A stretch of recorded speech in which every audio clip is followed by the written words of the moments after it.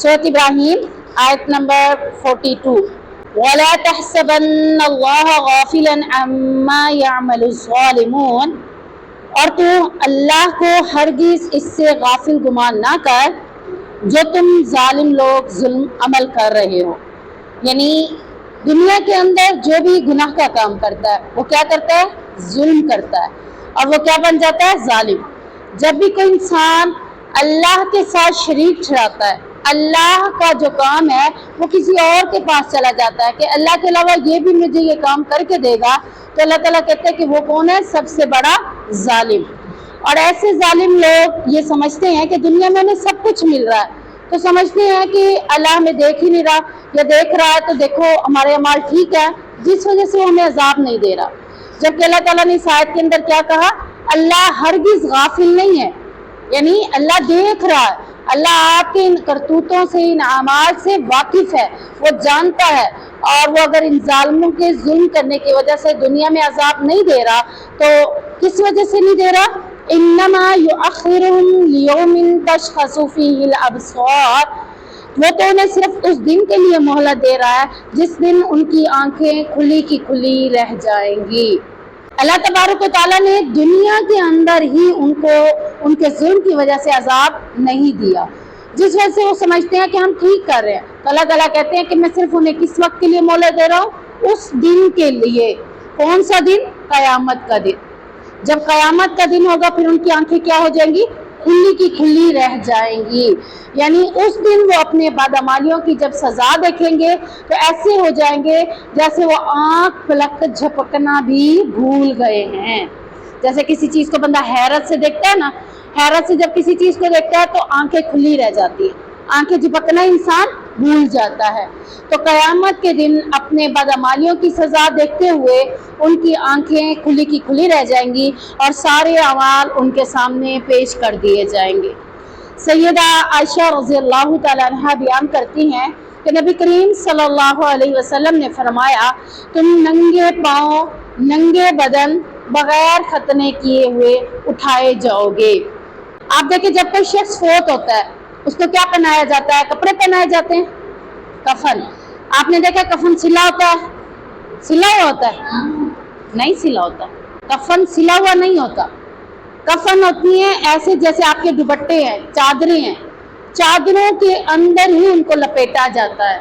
यानी अगर आप कमीज का सेटअप देखें तो कमीज का यहाँ से गला काट देते हैं सिर्फ ताकि वो अंदर से घुस जाए, ये बैक हो जाती है और ये फ्रंट हो जाती है। गला गुजारने के लिए उसका गला काटा जाता है, बाकायदा कपड़े नहीं होते। तो वो यानी कि कुछ ऐसे, एक कफन होता है 3 चादरों वाला और एक कफन होता है 5 कपड़ों वाला जिसे बोलते हैं।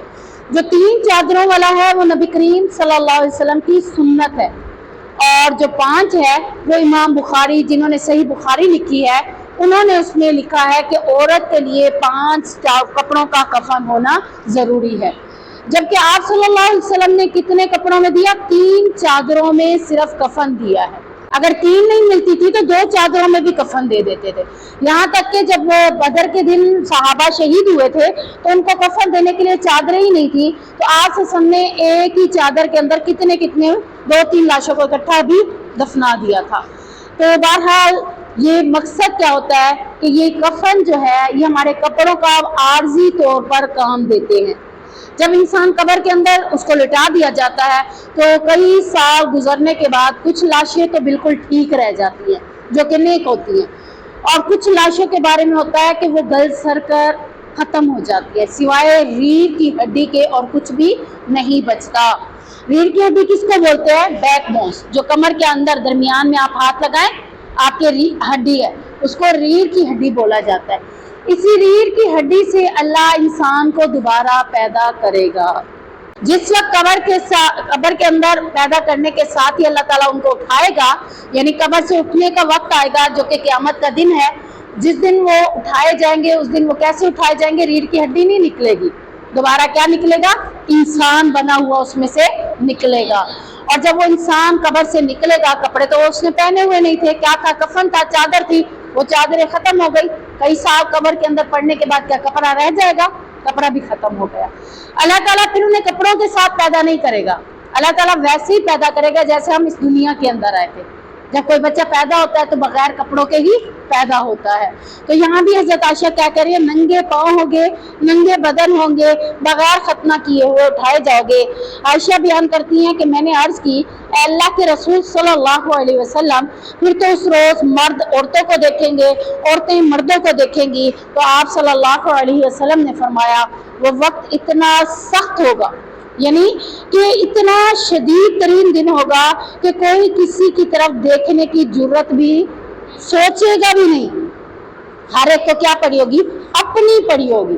جیسے آج اتنی گرمی ہوتی ہے تو گرمی میں آپ کو کبھی کسی کا خیال آیا ہے؟ اپنا ہی خیال آتا ہے نا. تو اپنے ہی گھر میں آپ نے اگر لائٹ چلی جائے یو پی ایس لگواتے ہیں یا ہمسائے کے گھر بھی لگواتے ہیں, اپنا ہی خیال ہوتا ہے نا صرف. یہاں تک ہے کہ گھر میں 2 لوگ رہتے ہیں, جوائنٹ فیملی رہتی ہے, چچا 2 ہے, تو آپ نے یو پی ایس لگوایا تو آپ نے کیا ان کو تار کا کنیکشن دیا کہ چلے آپ بھی پنکھا لگا لے؟ نہیں نا, آپ نے اپنی گرمی کا بندوبست کیا, آپ نے اپنے ساتھ والی کا نہیں کیا. حالانکہ ہمیں دنیا کے اندر ایک دوسرے کا ساتھ دینا چاہیے, لیکن ہم نے تب بھی نہیں دیا. تو جب دنیا کے اندر گرمی کی شدت میں ہمیں کسی کا خیال نہیں رہتا تو اس وقت اتنا افراتفری کا معاملہ ہوگا کہ کوئی کسی کی طرف نظر اٹھا کر دیکھے گا ہی نہیں. اسی طرح نبی کریم صلی اللہ علیہ وسلم نے فرمایا, اللہ تعالیٰ فرمائے گا اے آدم علیہ السلام عرض کریں گے, اے اللہ میں بار بار تیری خدمت میں حاضر ہوں. یہ آدم علیہ السلام کون ہے؟ جنہیں سب سے پہلے اللہ تعالیٰ نے پیدا کیا تھا. اور خیر تیرے ہی ہاتھ میں, یعنی آدم علیہ السلام کیا کہہ رہے ہیں, میں بار بار تیری خدمت میں حاضر ہوں اور خیر تو تیرے ہی ہاتھ میں ہے. اللہ تعالیٰ فرمائیں گے جو لوگ جہنم میں ڈالے جائیں گے انہیں نکالو. آدم علیہ السلام عرض کریں گے کتنے؟ تو اللہ تعالیٰ فرمائے گا ہر 1000 میں سے 999. تو یہی وہ وقت ہوگا جب بچہ غم سے بورا ہو جائے گا. یعنی 1000 میں سے 999 لوگ کون ہوں گے؟ جہنمی. صرف ایک انسان بچے گا جو جنت میں جا رہا ہوگا. یعنی 1000 لوگوں کو کھڑا کر کے اللہ تعالیٰ کہے گا ان میں سے جہنمیوں کو نکالے. تو آدم علیہ السلام پوچھیں گے اللہ کتنے لوگوں کو نکالوں؟ اللہ تعالیٰ کہیں گے 999 لوگوں کو نکال دو, اس ایک شخص کو جنت میں جانے والا ہے, باقی 999 جہنم میں. تو کثرت کہاں جائے گی؟ جہنم میں. کیوں جائے گی کثرت جہنم میں؟ کیونکہ آج آپ دنیا میں دیکھیں تو کثرت سے لوگ گناہ کر رہے ہیں, نیکیاں نہیں کر رہے. ایسا کہ نہیں ہے؟ کوئی بھی گناہ کا کام ہے وہاں پہ کتنے زیادہ لوگ ہوں گے؟ بہت زیادہ لوگ ہوں گے نا. اور اگر کوئی نیکی کا کام ہو تو وہاں کتنے لوگ ہوں گے؟ تھوڑے سے ہی ہوں گے. آپ مسجد کے اندر ہی دیکھ لیں, بازار میں مارکیٹ میں کتنے مرد بیٹھے ہوتے ہیں, ایک ایک دکان پہ 4 مرد بیٹھے ہوتے ہیں. ایسے ہوتا ہے کہ نہیں ہوتا؟ اور جب مسجد میں اذان ہو جائے تو مسجد میں کتنے لوگ نظر آتے ہیں؟ تھوڑے ہی. تو نیکی کے کاموں میں کم لوگ نظر آتے ہیں اور گناہ کے کاموں میں زیادہ لوگ نظر آتے ہیں. تو زیادہ لوگ جہنم میں اسی وجہ سے جائیں گے. محتئین مقنعی رؤوسہم, اس حال میں کہ تیز دوڑنے والے اپنے سروں کو اوپر اٹھانے والے ہوں گے. لا یرتد الیہم طرفہم, ان کی طرف نہیں لوٹے گی ان کی نگاہیں. وافئدتہم ہوا, اور ان کے دل خالی ہو جائیں گے. یعنی یہ قیامت کے دن کا نقشہ کھینچا جا رہا ہے جو کہ ہم سب کے اوپر آئے گا. آئے گا کہ نہیں آئے گا قیامت کا دن؟ تو اس دن کیا ہوگا؟ جب قیامت برپا ہوگی تو مردے قبر سے نکل کر میدان محشر کی طرف تیزی سے, ابھی آپ نے آیت میں سنا نا, تیزی سے دوڑنے والے ہوں گے. یہ نہیں ہے کہ آہستہ آہستہ کوئی چل کے جا رہا ہوگا. آج تو آرام سے پوچھ کے چلوں یا نہ چلوں, بلکہ کیا ہوگا؟ تیزی سے دوڑ کر میدان محشر میں جمع ہوں گے. اور انہوں نے اپنے سر کیسے اٹھائے ہوں گے؟ اوپر کی طرف اٹھائے ہوئے ہوں گے اور ان کی آنکھیں کھلی ہوئی ہوں گی. جب سر اوپر کی طرف اٹھائے ہوں گے تو وہ ایک دوسرے کو دیکھیں گے ہی نہیں. یعنی اوپر کی طرف اٹھانے کا مقصد کیا ہے ان کا؟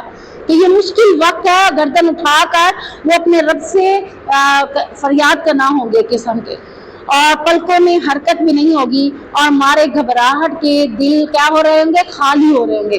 کہ دل کے اندر کچھ بھی سوجھ بوجھ نہیں ہوگی کہ آج کریں تو کیا کریں. دماغ بھی خالی ہو گئے, دل بھی خالی ہو گئے, آنکھیں پتھرا گئی, اوپر اٹھ گئی, اور آنکھوں ایسے ہو گئی کہ پلک جھپکنا بھی بھول جائیں گی. یہ کن کی کیفیت ہے؟ سارے انسانوں کی کیفیت یہی ہو جائے گی. یعنی یہ کس وجہ سے ہوگا؟ شدت خوف سے. قیامت کا دن کوئی عام دن نہیں ہوگا, بڑا شدت, بڑا ہولناک, جیسے تیز آندھی چلتی ہے, ٹھیک ہے نا, تو کتنا ڈر خوف ہو رہا ہوتا ہے. کہ ابھی کوئی چیز ہمارے گھر میں گر گئی، ابھی کچھ ہو گیا، کسی کی چھتیں گر جاتی ہیں، کسی کی دیواریں گر جاتی ہیں، کسی کے باہر سائن بورڈ گر جاتے ہیں، درخت گر جاتے ہیں، تو ہولناک دن ہوتا ہے نا، تو یہ تو ایک معمولی سی آندھی ہے جس سے تھوڑا بہت نقصان ہو جاتا ہے۔ قیامت کا دن بڑا ہولناک ہوگا، بڑا شدت والا ہوگا کہ جس کو دیکھتے ہی ہر ایک ہمارے خوف کے، دہشت کے آنکھیں کھلی ہو جائیں گی اور کوئی بھی ایک دوسرے کو دیکھنے کی جرات بھی نہیں کرے گا۔ وَأَنذِرِ النَّاسَ يَوْمَ يَأْتِيهِمُ الْعَذَابُ، اور لوگوں کو اس دن سے ڈراؤ جب ان پر عذاب آئے گا۔ یعنی نبی کریم صلی اللہ علیہ وسلم کو اللہ تعالیٰ مخاطب کر کے کہہ رہے ہیں کہ آپ لوگوں کو ڈرائیں اس دن سے، کہ یہ دن کوئی عام دن نہیں ہے، بڑا ہولناک دن ہے، بڑا خطرناک دن ہے۔ آپ اس دن کے بارے میں لوگوں کو بتائیں جب ان پر اللہ کی طرف سے عذاب آئے گا۔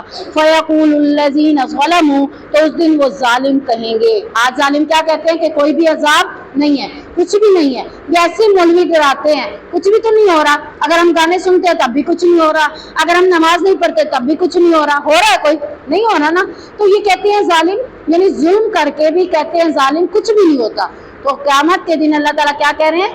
فَيَقُولُ الَّذِينَ ظَلَمُوا، قیامت کے دن ظالم کہیں گے رَبَّنَا أَخِّرْنَا إِلَىٰ أَجَلٍ قَرِيبٍ، اے ہمارے رب ہمیں قریب وقت تک مہلت دے دے، یعنی اب ہمیں مہلت دے، اب نیکی کر کے آئیں گے۔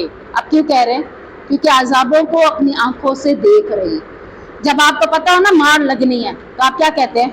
پھر نہیں کروں گی، اب چھوٹ دے دیں، پھر ایسا نہیں کروں گی۔ تو اللہ تعالیٰ کہہ رہے ہیں اس دن بھی عذابوں کو دیکھنے کے بعد ان کی کیفیت کیا ہوگی؟ وہ کہیں گے اللہ ہمیں ڈھیل دے، ہمیں مہلت دے تھوڑے وقت کے لیے، اب کہ ہم نیکیاں کر کے آئیں گے، اب ہم تیری عبادت کر کے آئیں گے۔ تو اللہ تعالیٰ نے ان کو کیا جواب دیا؟ نجب، بلکہ ابھی وہ خود ہی بات کر رہے ہیں، نجب دعوتک ونتبع الرسل، ہم تیری دعوت کو قبول کریں گے۔ نجب کا مطلب ہوتا ہے قبول کرنا، دعوتک تیری دعوت کو قبول کریں گے۔ اللہ کی طرف سے کون سی دعوت ہے؟ نماز قائم کرو، حی علی الصلاۃ، اور نماز قائم کرو، حی علی الفلاح، اور کامیابی کی طرف، یہ اللہ کی طرف سے دعوت ہے نا۔ اللہ تعالیٰ آپ کو پکار رہا ہے، آ جاؤ گے تو کامیابی مل جاؤ گی، اگر نہیں آؤ گے تو کامیابی نہیں ملے گی۔ تو وہ کہیں گے، آج کے دن کہیں گے اللہ تھوڑی سی مہلت دے، اب کے نیکیاں کر کے آئیں گے، تیری دعوت کو بھی قبول کریں گے اور تیرے نبیوں کی پیروی کریں گے، یعنی جو محمد رسول اللہ صلی اللہ علیہ وسلم نے کہا اس کو پورا پورا عمل کریں گے۔ اولم تکونوا اقسمتم من قبل ما لکم من زوال، یعنی اللہ تعالیٰ ان سے کہہ رہے ہیں کیا تم نے اس سے پہلے قسمیں نہ کھائی تھی کہ تمہارے لیے کوئی بھی زوال نہیں ہے؟ یعنی دنیا میں تو تم نے کہا تھا کہ کچھ بھی نہیں ہوتا، دعوت اللہ کو ٹھکرا دو تو کوئی مسئلہ نہیں ہے، قسمیں کھا کر کہتے تھے کہ ہم تو دوبارہ زندہ بھی نہیں ہوں گے۔ کافر کیا کہتے تھے؟ ہم دوبارہ کبھی زندہ بھی نہیں ہوں گے۔ یہ ان کا عقیدہ باطل تھا۔ باطل کا مطلب جھوٹ، یعنی وہ یہ جھوٹ بولتے تھے کہ ہم دوبارہ مر کر زندہ نہیں ہوں گے۔ آپ میں سے کسی کے ذہن میں ہے کہ ہم مر کر دوبارہ زندہ نہیں ہوں گے، یا ہے کہ مر کے دوبارہ زندہ ہوں گے زندہ؟ تو جس نے کہا کہ ہم مر کر دوبارہ زندہ نہیں ہوں گے وہ کون تھے؟ کافر۔ اور کافر قسمیں کھا کر کہتے تھے ہم کبھی بھی دوبارہ زندہ نہیں ہوں گے۔ تو اللہ تعالیٰ ان کو کہیں گے زندہ کر کے دیکھو، میں نے تمہیں دوبارہ زندہ کر دیا۔ اور اللہ تعالیٰ کیا کہہ رہی ہے اس آیت کے اندر؟ تم کہتے تھے کہ کبھی بھی ہمیں زوال یعنی عذاب نہیں ہوگا، ہم تو ہمیشہ اوپر رہیں گے، مال و دولت بھی ہمارے پاس رہے گا، دنیا بھی ہمارے پاس رہے گی۔ آج کیا ہوا؟ سب کچھ چھین لیا گیا، آج جہنم تمہارا ٹھکانہ بنا دیا گیا۔ تو سب سے بڑا زوال ہی یہی ہے۔ وَسَكَنْتُمْ فِي مَسَاكِنِ الَّذِينَ ظَلَمُوا، اور تم ان لوگوں کے رہنے کی جگہوں میں آباد ہو، ظالموا جنہوں نے اپنی جانوں پر ظلم کیا، یعنی ایسے ملکوں میں رہتے ہو جن ملکوں کے اوپر ایسی قومیں گزری ہیں جن پر اللہ کا عذاب آیا۔ نوح علیہ السلام کی قوم دیکھ لے، وہ بھی ایسے ملکوں میں رہتی تھی۔ لوط علیہ السلام کی قوم کو دیکھ لے، صالح علیہ السلام کی قوم کو دیکھ لے۔ اللہ کہہ رہے ہیں کہ تم انہی لوگوں کی جگہوں پہ رہتے ہو، یعنی عرب ممالک کے اندر بہت سے نبی آئے تھے، بہت سی قومیں تھیں اور ان کے اوپر اللہ کی طرف سے عذاب بھی ہوئے۔ تو اللہ تعالیٰ کہتے ہیں تم نے تو وہ جگہ دیکھی ہوئی ہیں، جہاں پر ظالم لوگوں نے ظلم کیا تھا تو اللہ تعالیٰ نے ان کو عذاب دیا تھا۔ وَتَبَيَّنَ لَكُمْ، اور تمہارے لیے یہ ساری باتیں خوب واضح بھی کر دی گئی تھی۔ کیف فعلنا بہم، ہم نے ان کے ساتھ کس طرح کیا، یعنی جو ظالم تھے، جھٹلانے والے تھے، اللہ کی نافرمانی کرنے والے تھے، اللہ نے ان کے ساتھ کیا کیا؟ لوط علیہ السلام پر اللہ تعالیٰ نے پتھر برسائے تھے، بارش پتھروں کی آئی تھی، پتھر لگتا تھا اور وہ وہیں پر ہلاک ہو جاتا۔ اور کسی قوم پہ اللہ تعالیٰ نے چیخ کا عذاب بھیجا، کسی پہ آندھی کا عذاب بھیجا، کسی پہ پانی کا عذاب بھیجا، آسمان بھی پانی برسا رہا ہے، زمین بھی پانی برسا رہا ہے، یہاں تک کہ جہاں سے پانی کے نکلنے کے آثار نہیں ہوتے تو وہاں سے پانی نکلنا شروع ہو گیا تھا۔ تو اللہ تعالیٰ کہتے ہیں ایسی جگہوں پہ رہتے ہو جہاں پہ اللہ کے عذاب آ چکے ہیں اور تمہیں خوب واضح بھی کر دیا گیا ہے، اور تمہارے لیے کیا ہے؟ وَضَرَبْنَا لَكُمُ الْأَمْثَالَ، تمہارے لیے تو مثالیں بھی موجود ہے کہ جنہوں نے ظلم کیا اللہ کی ڈھیل کب تک رہی ان کے لیے؟ جب اللہ نے چاہا، اور جب اللہ نے پکڑا تو بہت سخت ان کو عذاب میں مبتلا کر دیا۔ تو تم کیسے کہہ سکتے ہو کہ اللہ تعالیٰ ہمیں کوئی بھی عذاب نہیں دے گا؟ جب تم یعنی جیسے آپ دیکھیں گھر میں ایک بچے کی مار لگ رہی ہو تو دوسرے کو بھی فیل ہو رہا تھا شاید کہ میری مار بھی لگی، غصہ جو آیا ہوتا ہے تو ایسے لگ رہا ہوتا کہ نہیں لگ رہا ہوتا؟ آپ کیا کہہ رہے ہوتے ہیں؟ ڈر کے پیچھے ہو رہے ہوتے کہ میں ذرا پیچھے ہو جاؤں کہیں میری بھی شامت نہ آ جائے۔ تو اللہ تعالیٰ کہہ رہے تم سے پہلے لوگوں پر جب عذاب آیا تو تمہیں دیکھ کر کیا کرنا چاہیے تھا؟ تمہیں تو ڈرنا چاہیے تھا نا کہ کہیں ہم پر بھی یہ عذاب آنا آ جائے، لیکن تم نے کیا کیا؟ دیکھنے کے باوجود بھی ڈرے نہیں بلکہ ظلم کرتے رہے۔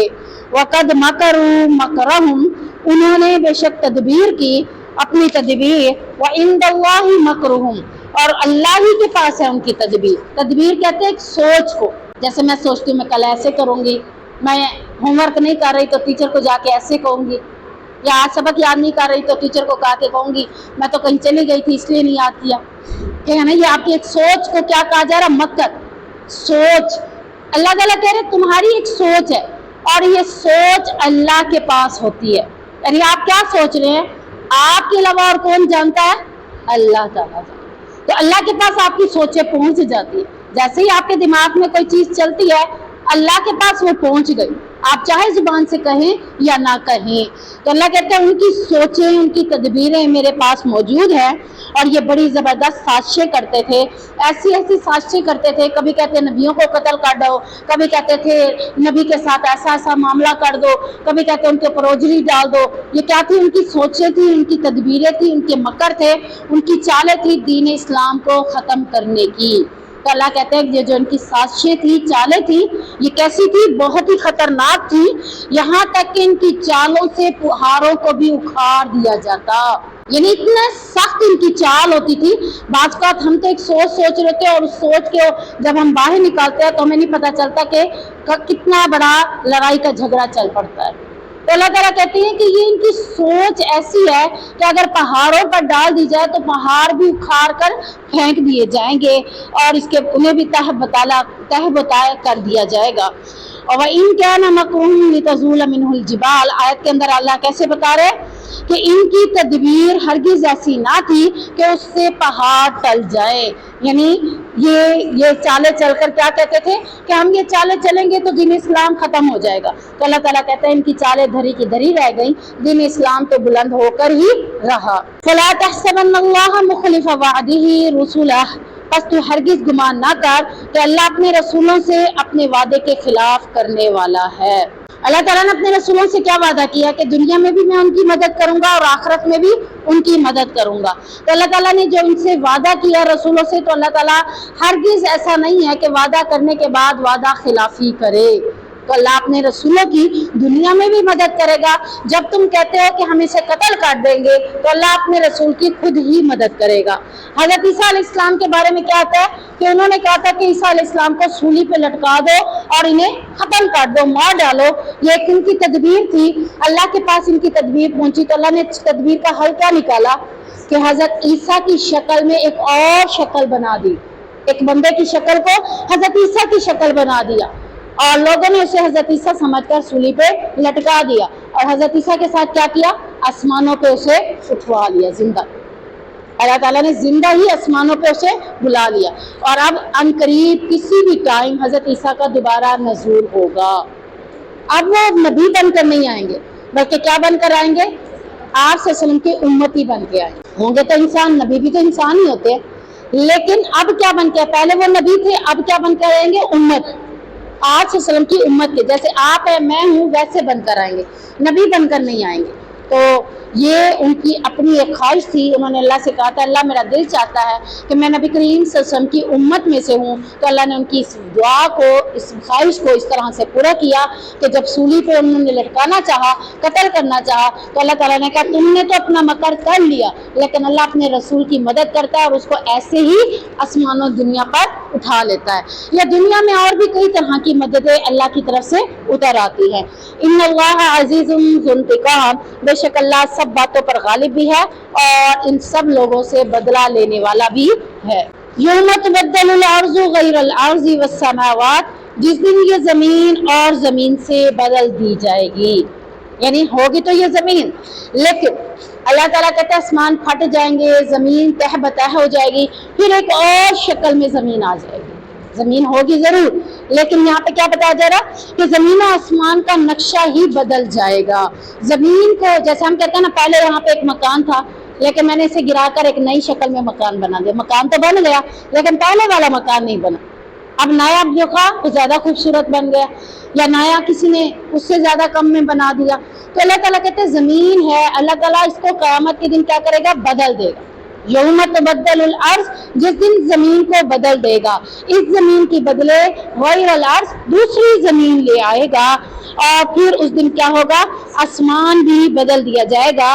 और वबारज़ू लिल्लाहिल वाहिदिल क़हार, सब लोग अल्लाह के सामने पेश किए जाएंगे जो अकेला होगा और बड़ा ही जबरदस्त होगा।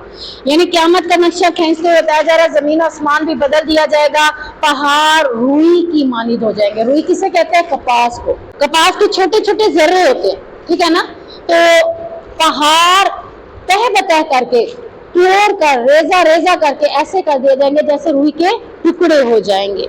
समंदर का पानी फूट पड़ेगा, जमीन हमवार हो जाएगी, आसमान के सितारे बिखर जाएंगे, शम्सो कमर यानी सूरज चांद बेनूर हो जाएंगे, कोई रोशनी उनकी नहीं रहेगी। और लोग अपनी कब्रों से निकलकर अल्लाह ताला के सामने हाजिर होने के लिए दौड़ते हुए आएंगे ताकि उन्हें उनके अमाल का बदला चुकाया जाए। नबी करीम सल्लल्लाहु अलैहि वसल्लम को फरमाते हुए सुना, क़यामत के दिन लोग सफ़ेद ज़मीन पर जो सुर्खी माइल होगी जमा किए जाएंगे। वो ज़मीन ऐसी होगी जैसे मैदे की रोटी, उस ज़मीन पर किसी का कोई निशान बाकी नहीं रहेगा, बल्कि वो चटियल मैदान होगा। यानी कोई घर नहीं होगा, कोई दरख्त नहीं होगा, कोई पहाड़ नहीं होगा, क्या होगा, चटियल मैदान। जैसे एक खाली मैदान पड़ा होता है वैसे ही सारी जमीन हो जाएगी, कोई घर कोई इमारत आपको नजर नहीं आएगी। साहबी कहते हैं कि मैं नबी करीम सल्लल्लाहु अलैहि वसल्लम के पास खड़ा था कि इतने में यहूदी उलमा में से एक आलिम आया, उसने अर्ज की अस्सलामु अलैका या मुहम्मद। तो मैंने उसे एक ऐसा धक्का दिया कि वो गिरते गिरते बचा। वो बोला तू मुझे क्यों धक्का देता है? मैंने कहा तू या रसूलुल्लाह क्यों नहीं कहता? यहूदी ने कहा हम आपको उस नाम के साथ पुकारते हैं जो आपके घर वालों ने रखा। यानी मोहम्मद नाम किसने रखा था? दादा ने रखा था, माम यानी घर वालों ने रखा था, तो हम उस नाम से पुकारे हैं। तो आप सल्लल्लाहु अलैहि वसल्लम ने फरमाया मेरा नाम मोहम्मद ही है जो मेरे घर वालों ने रखा है। यहूदी ने कहा आपसे कुछ पूछने आया हूँ। तो आप सल्लल्लाहु अलैहि वसल्लम ने फरमाया, साहबी ने क्यों कहा या रसूलुल्लाह को? उन्होंने इसलिए कहा कि क्योंकि वो नबी बन चुके थे। तो उन्होंने कहा भी नबी को मोहम्मद के नाम से पुकारने के बजाय नबी को नबी के नाम से पुकारो। तो आप सल्लल्लाहु अलैहि वसल्लम ने फरमाया अगर मैं तुझे कुछ बताऊंगा तो तुझे कुछ फायदा होगा। उसने कहा कि मैं अपने कानों से सुनूंगा। आप सल्लल्लाहु अलैहि वसल्लम ने एक लकड़ी से जो आपके हाथ में थी जमीन पर एक लकीर खींची, ठीक है ना। फरमाया पूछ। यहूदी ने कहा जिस दिन ये जमीन बदलकर दूसरी जमीन हो जाएगी, आसमान बदलकर दूसरा आसमान हो जाएगा, तो लोग उस वक्त कहाँ होंगे? सोचने वाली बात है ना, जमीन भी बदल जाएगी, आसमान भी बदल जाएगा, तो लोग उस वक्त कहाँ होंगे? फरमाया लोग उस वक्त अंधेरे में पुल सरात के करीब होंगे। पुल सरात के बारे में सुना हुआ है, बाल से ज्यादा बारीक और तलवार से ज्यादा तेज। तो सारे लोग जिस दिन जमीन आसमान बदल रही होंगे उस वक्त लोग कहाँ होंगे? पुल सरात के करीब खड़े होंगे। उसने दरियाफ्त किया तो फिर सबसे पहले कौन इस पुल से पार होगा? यानी पुल सिरात को पार करने वाला सबसे पहले कौन होगा? आप सल्लल्लाहु अलैहि वसल्लम ने फरमाया फुकरा और महाजरीन। فقراء کہتے ہیں غریب لوگوں کو، اور مہاجرین کہتے ہیں ہجرت کر کے آنے والے لوگوں کو، جیسے مکہ سے مدینہ صحابہ ہجرت کر کے گئے تھے، یا آج کے دور میں بھی کچھ لوگوں کو، جیسے کشمیر کے اندر بڑا ظلم ہو رہا تھا تو کشمیر سے کچھ لوگ آزاد کشمیر میں آ گئے تھے، اب فلسطین میں اتنا ظلم ہو رہا ہے تو کچھ لوگ فلسطین سے ہجرت کر کے شام مصر کے علاقوں میں جا رہے ہیں، تو یہ کون لوگ ہیں؟ مہاجرین، ہجرت کر کے جانے والے لوگوں کو مہاجرین کہا جاتا ہے۔ آپ بتائیں سب سے پہلے پل صراط کون پارے کرے گا؟ فقراء اور مہاجرین۔ وَتَرَى الْمُجْرِمِينَ يَوْمَئِذٍ مُقَرَّنِينَ فِي الْأَصْفَادِ، اور تو مجرموں کو اس دن زنجیروں میں ایک دوسرے کے ساتھ جکڑے ہوئے دیکھے گا، یعنی ایک زنجیر کے اندر کئی مجرم جکڑے ہوئے ہوں گے۔ مثال کے طور پر بڑی سی زنجیر ہے، ایک کو پکڑ لیا، قید کر لیا، پھر آگے زنجیر، پھر دوسرے کو قید کر لیا، ایک ہی زنجیر کے کافی مجرموں کو پکڑا جائے گا۔ تو اس دن اللہ تعالیٰ نے مجرموں کی کیفیت بتائی، ہر ایک قسم کے مجرمین کو الگ الگ جمع کیا جائے گا، گانا سننے والے گناہگار ہیں ان کو الگ کیا جائے گا، شرک کرنے والے الگ کر دیے جائیں گے، نماز نہ پڑھنے والے الگ کر دیے جائیں گے، گناہ جھوٹ بولنے والوں کو الگ کر دیا جائے گا، کافروں کو الگ کر دیا جائے گا، مشرکوں کو الگ کر دیا جائے گا، یعنی ہر ایک ایک گروہ بن جائے گا، یعنی اس دن پتہ چل جائے گا کہ میں کون سے گناہ گار ہوں، اور اگر کوئی سارے ہی گناہ کرتا ہے تو ہو سکتا ہے کافروں کے ساتھ کھڑا کر دیا جائے، کافی سارے گناہ کرتے ہیں، ایک مسلمان ہے لیکن کرتا سارے گناہ ہے، تو اس دن کن کے ساتھ ہوگا؟ یہودیوں کے ساتھ، کافروں کے ساتھ، مشرکوں کے ساتھ کھڑا کر دیا جائے گا۔ ان کے ہاتھوں اور پاؤں میں بیڑیاں ڈال کر ان کی گردنوں کے ساتھ باندھ دیا جائے گا، یعنی ہاتھوں میں بھی بیڑیاں ڈالی گئی، پاؤں میں بھی بیڑیاں ڈالی گئیں، اور پھر وہ بیڑیاں گردنوں کے ساتھ اس کو لاک لگا دیا جائے گا، اور پھر انہیں کھینچ کر جہنم میں پھینک دیا جائے گا۔ یہ اللہ کی طرف سے اس دن ظالموں کا انجام ہوگا۔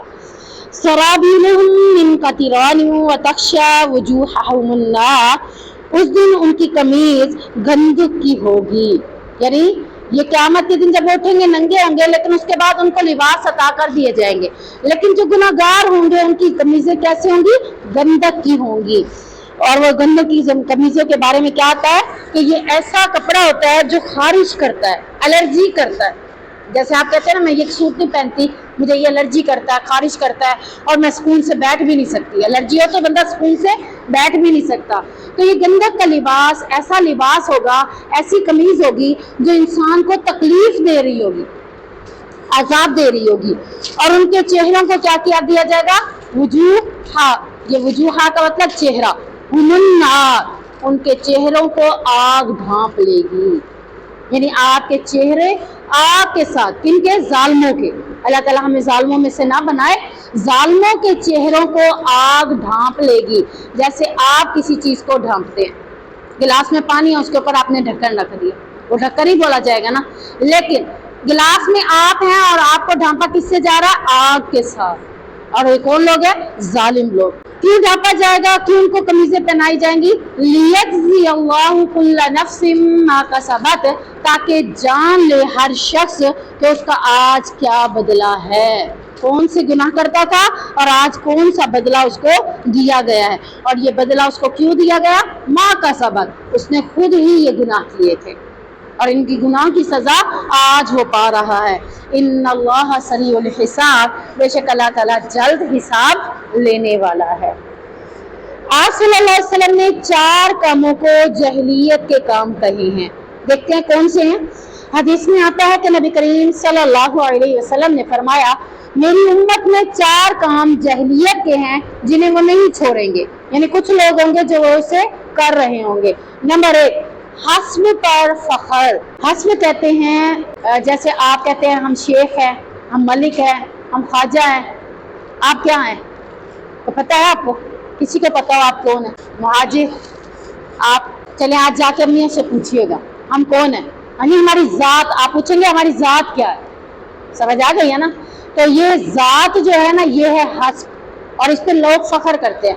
مثال کے طور پر کوئی ملک لوگ بیٹھے ہیں نا اور ان کے سامنے شیخ بیٹھے ہوں تو کیا کہتے ہیں؟ شیخ تو کنجوس ہے، ہم تو بڑے ہی امیر ہیں۔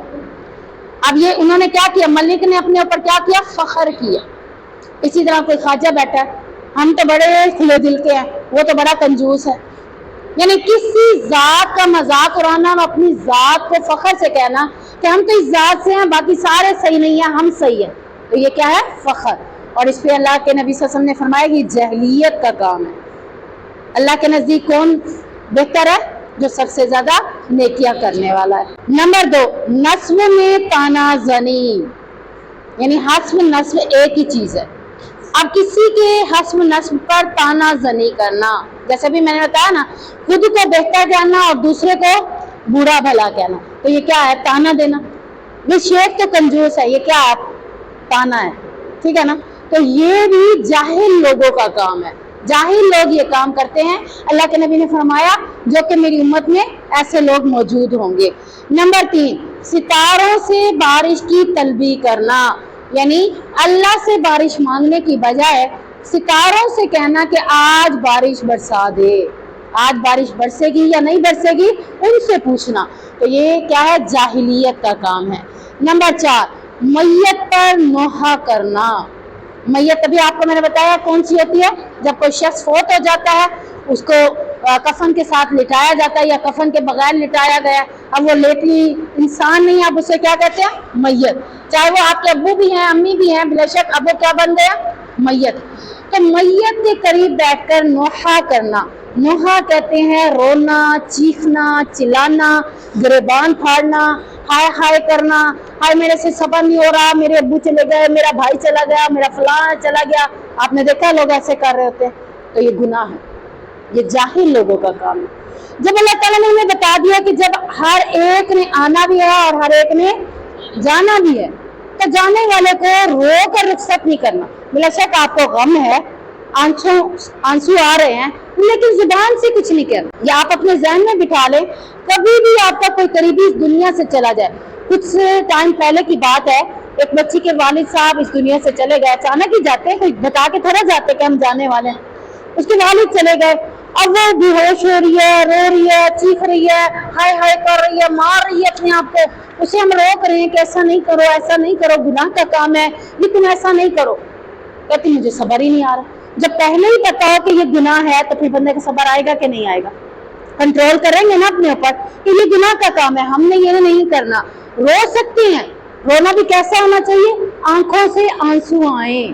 آپ سے سن کا بیٹا جب فوت ہوا تھا، جو کہ گود کے اندر تھا، رو رہے تھے.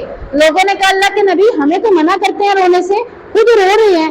تو اللہ کے نبی صلی اللہ علیہ وسلم نے فرمایا یہ غم ہے جو دل سے آنکھوں سے آنسو کی صورت میں نکل رہا ہے، لیکن زبان سے ہم کچھ بھی نہیں کہیں گے. تو میت کے پاس چاہے وہ جتنا بھی قریبی ہو، جب وہ چلا جائے تو رونا، تو آنسو سے رونا تو ضروری ہے، رو سکتے ہیں. اگر نہ آئے تو کوئی مسئلہ نہیں ہے کہ زبردستی رونا ہے.